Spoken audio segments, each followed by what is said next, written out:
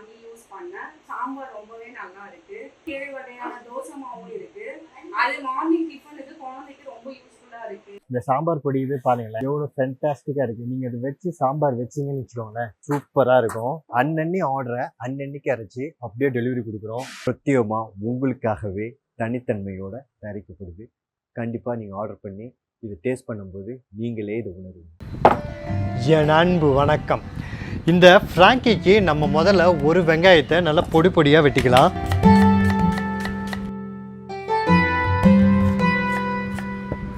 ஒரு தக்காளியை நம்ம பொடியாக நறுக்கிக்கலாம். அப்புறமா ஒரு தக்காளியை ஒன்றும் பாதியமாக வெட்டி நம்ம அரைச்சிக்கலாம்.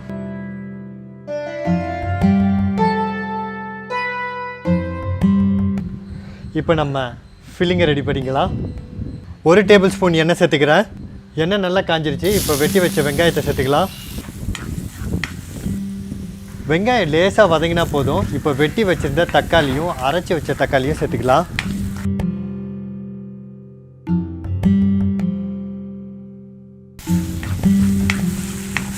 கால் டேபிள் ஸ்பூன் மிளகாத்தூள், 1/2 டேபிள் ஸ்பூன் மல்லிப்பொடி சேர்த்துக்கலாம். 3 பிஞ்ச் மஞ்சத்தூள், அதோட 1/2 டீஸ்பூன் கரம் மசாலா. தக்காளி வதங்கிறதுக்கு கொஞ்சமாக தண்ணி சேர்த்துக்கலாம்.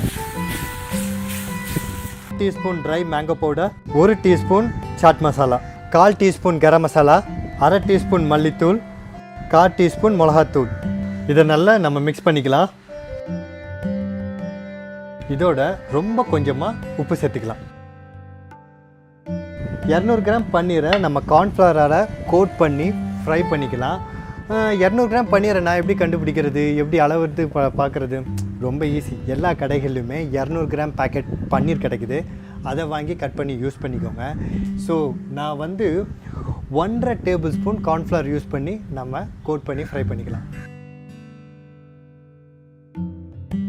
அதுக்கப்புறமா மிக்ஸ் பண்ணி வச்சிருந்த மசாலாவை 2 டீஸ்பூன் சேர்த்துக்கலாம்.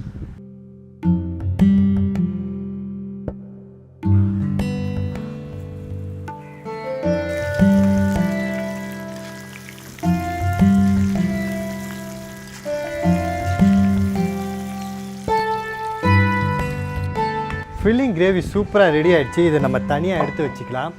பிசைஞ்சு வச்ச சப்பாத்தி மாவை நம்ம தேய்ச்சி சப்பாத்தி போட்டுக்கலாம்.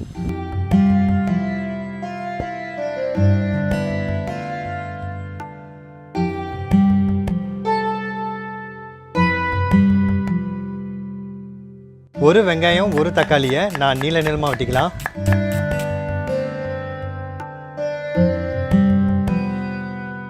இதில் கொஞ்சம் கொத்தமல்லி இலை, லெமன் ஜூஸ், சால்ட் எல்லாம் போட்டு ஒரு சூப்பரான சாலட் ரெடி பண்ணிக்கலாம்.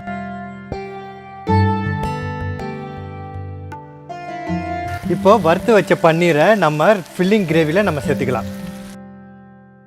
இந்த பன்னீரை ரோல் பண்ணுறதுக்கு கொஞ்ச நேரத்துக்கு முன்னாடி சேர்த்துக்கோங்க. முன்னாடியே போட்டு வச்சு ரெடி பண்ணி வச்சுருந்தா அந்த கிறிஸ்பினஸ் இருக்காது. அதனால தான் நான் இப்போ சேர்க்குறேன். மல்லியை போட்டு இறக்கிறதுக்கு முன்னாடி நம்ம மிளகு சேர்த்துக்கலாம்.